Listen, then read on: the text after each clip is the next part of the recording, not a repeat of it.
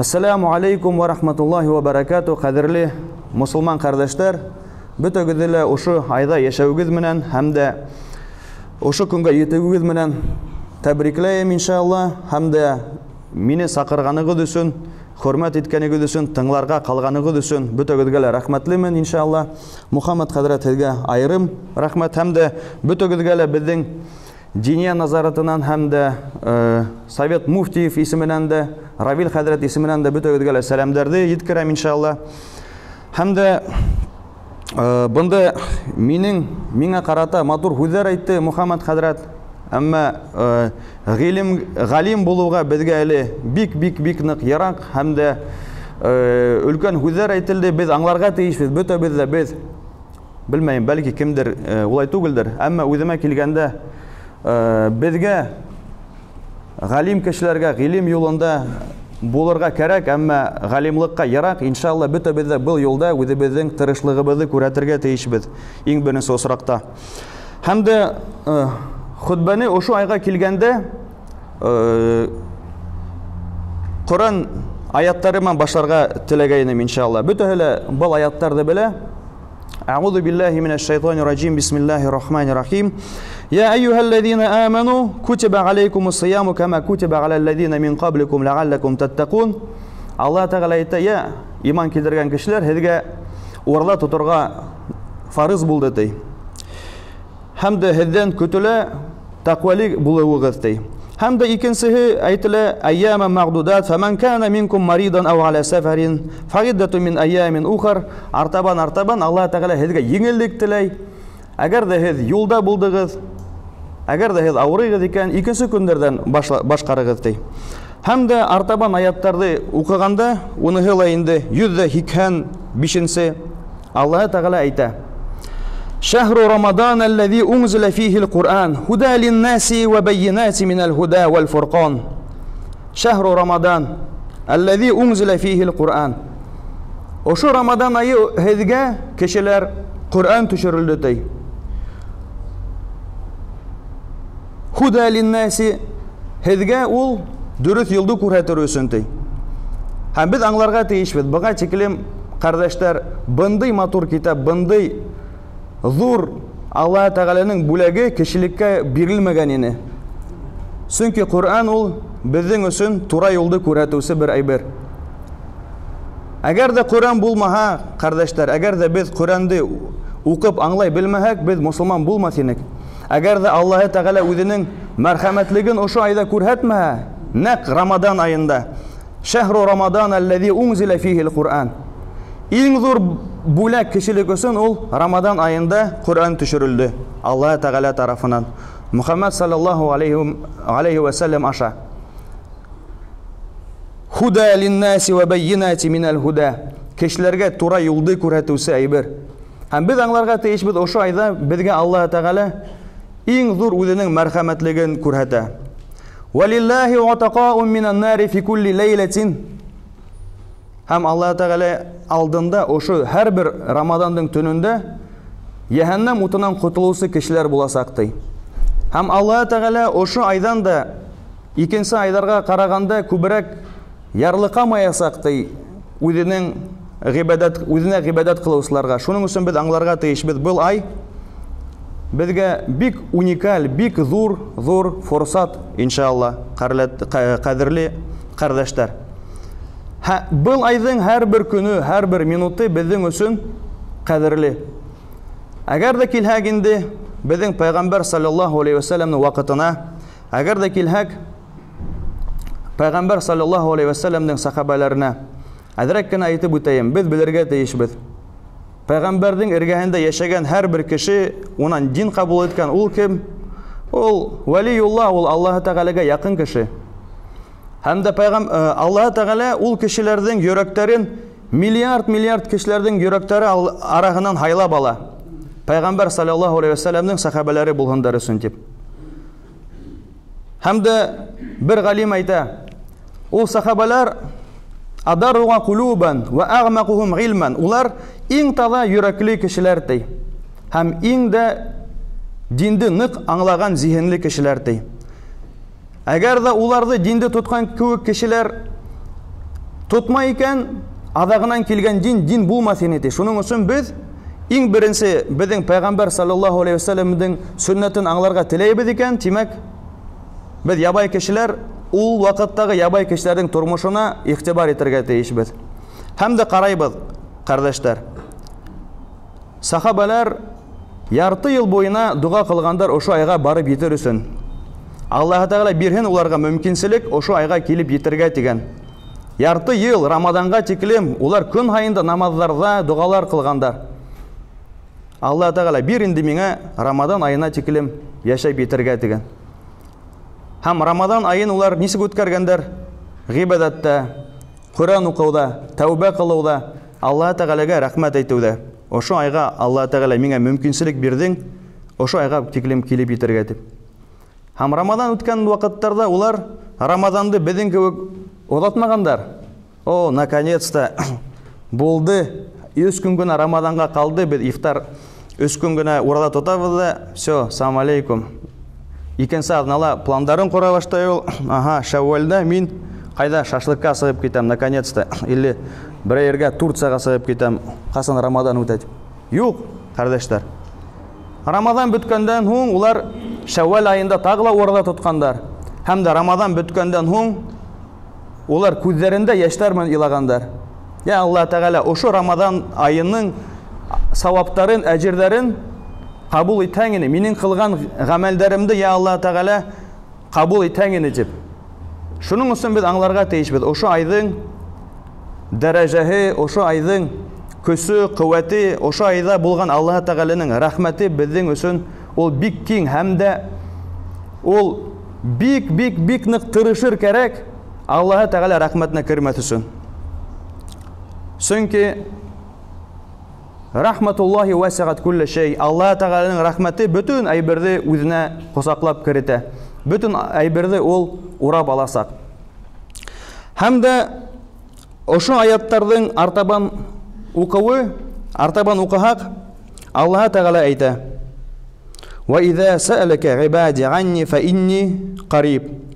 Я Мухаммад, әгәр дә минең кулдары, миңа гыйбадат иткән кешеләр минең турала һинән һораһалар, әйт уларга: "Фа инни қариб."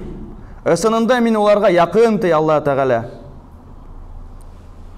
"Ва иза саалака ибади анни фа инни қариб. Уҗибу даъвата ад-да'i иза даъан." Мин һәр бер кешегә җавап кайтарам, әгәр дә улар миңа мөрәҗәгать итһәләр ди Аллаһ Тәгалә әйтә. Бу аятты кешеләр икенче җирдә кулланалар, әмма Коръәндә Аллаһ Тәгалә буны Рамадан айы аяттары менән бер рәткә куйган. Беренчеһе ул 102 икенче аят 103, 104, 105, 106 аят килә, ошол аят Рамадан айына багышланган. Ва иза саалака ибади анни фа инни қариб. Уҗибу даъвата ад-да'i иза даган. Һәм бер галим әйтә, әгәр дә Аллаһ Тәгалә дугалар ишеген аскан икән, без беләбез, Аллаһ Тәгалә дугалар ишеген безгә аскан. Дөресме? Врата покаяния, врата мольб, врата обращения к Аллаху Субхану ва Тааля будут открытыми до судного дня. И говорит ученый, если врата покаяния, врата молитв открыты, то врата ответа от Аллаха будут открыты тоже. Әгәр дә Аллаһ Тәгалә бездән кабул итә икән дугаларны, әгәр дә Аллаһ Тәгалә вәгъдә итә икән бездән дугаларны кабул итәргә, хөрмәтле дусларым. Тимәк, Аллаһ Тәгалә ул дугаларга җавап та кабул итәсәк. Билә шәк, бер нинди дә шикһез. Һәм дә Аллаһ Тәгалә Коръәндә әйтә: "Кул ли ибади аллази асрафу аля анфусихим." Минең Колдарыма, я Мухаммад саллаллаху алейхи ва саллямга әйтә, я Мухаммад уларга әйт, үзләренә карата зулым килтергән кешеләр ди. Без бөтәбез дә үзебезгә нимә эшләйбез? Зулым килтерәбез. Без бөтәбез дә насар һүзләр әйтәбез, кешеләр турасында берәй гайбәт эләктереп ебәрәбез. Буны яшерен эш түгел. Без кай вакыт намазларыбызны да онытабыз, кай вакыт әйткән вәгъдәләребезне дә үтәмәйбез. Кай вакыт уразаларыбызны да хатта бозабыз. Бар шундый кешеләр, була бундай хәл. Әмма Аллаһ Тәгалә нимә дип әйтә? Кул ли гибади аллази асрафу ала анфусихим ла тaqnatu мин рахматиллах. Аллаһ Тәгаләнең рахмәтеннән өмет үзмәгез ди. Аллаһ Тәгалә үзе әйтә. Инна Аллаһа ягфиру зунуба җамиа. Аллаһ Тәгалә бүтән кешеләрнең кырын эшләрен гафу итүсе ди. Һәм дә бер хәлдә һөйләп үтәм. Кыямәт көнендә бер кешене ошол кыямәт майданы буйлап фәрештәләр һөрәтеп алып китә утка. Һәм шул вакытта уйлап карагыз. Буның хәл ителгән. Все, был кешенең бөтте, был китте яһәннәмгә. Һәм дә яһәннәмнең уты был кешенән ситләшә башлай. Һәм дә бер тавыш сыгара башлай. Һәм дә Аллаһ Тәгалә әйтә, хорай был яһәннәм утынан. Я яһәннәм, нигә был кешене яндыра башламайһың ти? Һәм дә яһәннәм уты әйтә, был кеше, я Аллаһ Тәгалә һинән ярдәм һорай ти. Ә без беләбез, был дөньяла гына күбеһе әйтә нимә дип, Аллаһ Тәгаләгә мөрәҗәгать итәргә була һәм җавап кайтарырга була. Әмма кыямәт көнендә нимә тидер? Әмма кыямәт көнендә бүтән эшләр нисек әйткәндә хәл ителгән була дип. Әмма шул көндә лә Аллаһ Тәгалә мусламандарга мәрхәмәтле. Һәм дә был яһәннәм уты бунан яраклаша башлай. Һәм дә Аллаһ Тәгалә был кешенән һорай. Я Адәм балаһы ти, нимә булды ти? Һәм был кеше әйтә, я Аллаһ Тәгалә, мин һинең турала улай дип уйламагайнымын ти. Шуннан был Аллаһ Тәгалә был кешенән һорай. Ә һин нимә дип уйлагайның ти? Мин уйлагайным, һин мине ошо көндә үзеңнең мәрхәмәтлегең менән гафу итерең дип уйлагайным ти. Шуннан һуң Аллаһ Тәгалә әйтә, сыгарыгыз уны уттан ти. Ысынында мин был кешегә гафу иттем уның гөнаһтарын ти. Һәм дә яһәннәм был кешене үзенең уттарынан сыгара, кардәшләр. Это мин русчалай әйтеп үтәм, чөнки бында күзләрдән күрәм, кайылар аңламай. Судный день будет такой случай, когда поволокут человека в огонь, одного сына Адама, поволокут в огонь, и огонь начинает скулить и обращаться к Аллаху Субхану ва Тааля. О Аллах, говорит, этот твой раб обращается к тебе за помощью. И Аллах Субхану ва Тааля спрашивает у этого человека, которого должен был поглотить огонь адский, но не стал этого делать. И спрашивает у этого человека, о сын Адама, что тебе нужно? И тот говорит, воистину Аллах, не так я думал о тебе. А Аллах спрашивает у него, а как ты думал? А он говорит, я думал, что ты, о Аллах, простишь меня в этот день. И Аллах Субхану ва Тааля говорит, освободите моего раба, воистину я простил ему. И, уважаемые братья и сестры, в нас не должно быть сомнения, то, что Аллах Субхану ва Тааля не прощающий. У нас не должно быть сомнения, то, что Аллах Субхану ва Тааля не будет отвечать на наши взовы, на наши мольбы. Воистину Аллах Субхану ва Тааля отвечающий на каждый зов взывающего, когда он к нему взывает. И этот месяц милости от Аллаха Субхану ва Тааля, месяц покаяния, месяц милости. Поэтому давайте использовать этот месяц именно для спасения своей личной души. Потому что есть остальные месяцы, когда мы занимаемся заботой, когда мы занимаемся мирскими делами, когда мы занимаемся, альхамдулилля, призывом к Аллаху Субхану ва Тааля, к Его прекрасной религии. Но этот месяц, братья, надо обращать прежде всего внимание на свои сердца. Насколько они искренние, насколько они чисты, насколько они запятнаны. И Аллах Субхану ва Тааля дает нам целый месяц милости, когда мы можем изменить не то чтобы какое-то одно дело, а когда мы можем изменить свой характер, когда мы можем изменить свои поступки, когда мы можем отречься от плохих поступков и приобрести новые поступки. Потому что даже простые мирские ученые говорят, то, что чтобы приобрести привычку, надо делать эту вещь 21 день, в течение 21 дня. А здесь у нас целые 30 дней милости Аллаха Субхану Тааля. Ночи, когда Аллах Субхану Тааля прощает своих рабов группами, большими объемами. Месяц, в котором есть Лайлатуль Кадр, месяц, который лучше, чем 1000 месяцев. Когда мы можем еще постичь такие дни, такие ночи? «Ман кама лайлатуль кадри имаман ва ихтисабан гуфира лаху ма тақаддама мин замбихи». И тот, кто выстаивает эти ночи в одном из риваятов, или ночь Лайлатуль Кадр, Аллах Субхану ва Тааля прощает ему все прежние и предыдущие и текущие прегрешения, кроме больших грехов. А чтобы большие грехи простили, мы что должны сделать, братья? Мы должны сделать таубу. Таубу с таким условием, то что мы не будем никогда возвращаться к этому греху, который мы сотворили. И с таким условием, что мы закроем все будущие пути, которые приведут нас к этим грехам. Мухтарам ямагат, ошо айдарда мин хизди таубалар кылырга, Аллаха Тағалага гибадаттарда үткәргә өндәйем. Һәм дә тагыла бер хадисул кудсила Аллаха Тағала нимә дип әйтә безгә? «Лау лам тузнибу ладжа Аллаху биқауман ахар юзнибуна ва ястагфирун».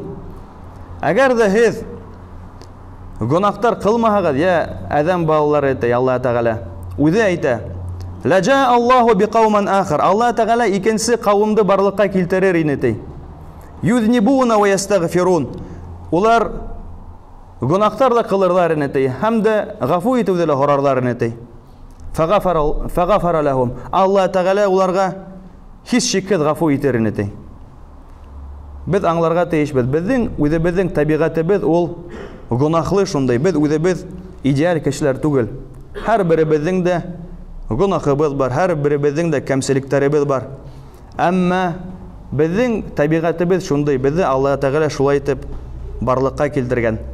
Әмма без үзебезнең тәкәбберлектәребезне читкә алып, үзебезнең тезләребезне, үзебезнең йөзләребезне сәҗдәгә юнәлтеп, ошо көндәрдә гыйбадаттар кылып, Аллаһ Тәгаләгә мөрәҗәгать итеп, ошо айдарның мәнфәгатен тулы күләмдә алып калырга тиешбез иншаллаһ. Һәм дә белегез, Аллаһ Тәгалә күп ерләрдә вәгъдә итә. Безгә үзенең мәрхәмәтлеген күрһәтәсәкмен дип, гафу итәсәкмен дип.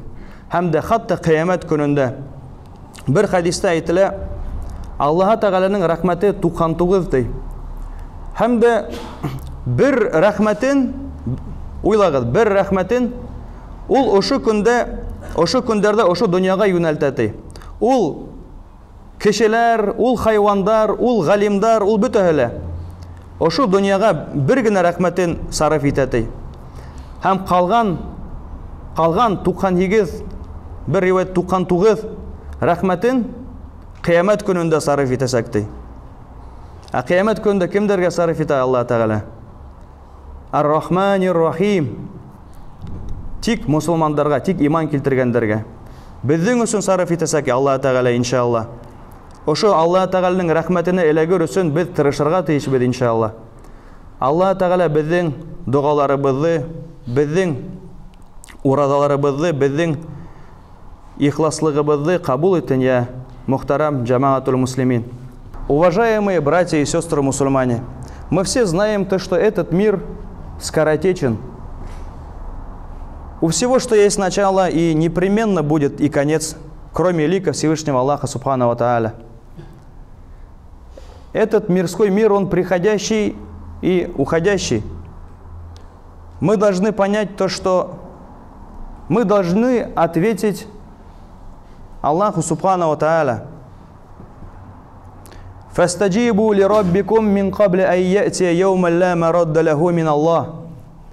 И ответьте Аллаху Субхану ва Тааля, пока не наступит день, от которого уже не будет возврата. и в котором мы не сможем сделать какие-то другие вещи. Это тело нам дарован как залог, как аманат, для того, чтобы мы творили благие деяния. Мы, если приняли ислам, мы, если поняли истину, мы не должны лежать и кушать только халяльную пищу, обнимать только лишь халяльную жену, как говорит мой один близкий друг, и радоваться тому, что только я являюсь мусульманином. Я всегда говорю, когда Умар, радиаллаху анху, пришел домой и узнал, что сын давно в исламе, а он только-только ислам принимает, то он что сделал? Он ударил его.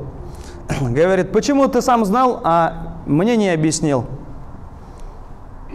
Еще раз говорю, сахабы это были те люди, которые наилучшим образом понимали эту религию. Я призываю вас нести это знамя ислама, знамя нашей религии достойным образом. Быть наилучшими мусульманами, быть наилучшим примером для остальных людей. Если Аллах Субхану ва Тааля говорит, если мы все говорим в каждой проповеди, в каждой хутбе, в каждых флагах мы вешаем аяты Корана, «Вa'тасиму бихаблиллахи джамиа ва ля тафарраку», и ухватитесь за верь в Аллаха и не разделяйтесь. Потом мы говорим «Кунтум хайра умматин ухриджат линнас». Вы являетесь наилучшей уммой, которая выведена для людей, то неужели мы полагаем, что мы, сидя на диванах, отдыхая где-то на курортах, можем считаться лучшими народами, когда народ Мусы 40 лет скитался по пустыне для того, чтобы быть верующими людьми? Неужели они хуже нас? Непременно они были лучше в том понимании, насколько они были искренними и насколько старались. А пророк, саллаллаху алейхи вассалям, на нас возлагал большие надежды. Поэтому мы должны быть достойными нашего пророка, саллаллаху алейхи вассалям, народом. Мы должны быть дружными, едиными и наилучшим образом объяснять, показывать, быть примером нашей религии. «Фаду иля сабили раббика бил хикмати валь маугидатил хасана». И призывай к Аллаху, что говорит Аллах Субхану Тааля, бил хикма, с мудростью, валь маугидатил хасана, и наилучшими речами. Я хочу объяснить то, что в этот месяц очень много людей обращаются и смотрят на мусульман. Приглашайте своих близких на ифтары, объясняйте им, показывайте красоту нашей религии, показывайте красоту ахляка нашей уммы, иншаллах. И пусть вы станете примером для того, чтобы и причиной для того, чтобы остальные люди посредством вас обратились или стали более активными в этой нашей прекрасной религии ислам. Акулю каули хада ва астагфируллах ли ва лакум ва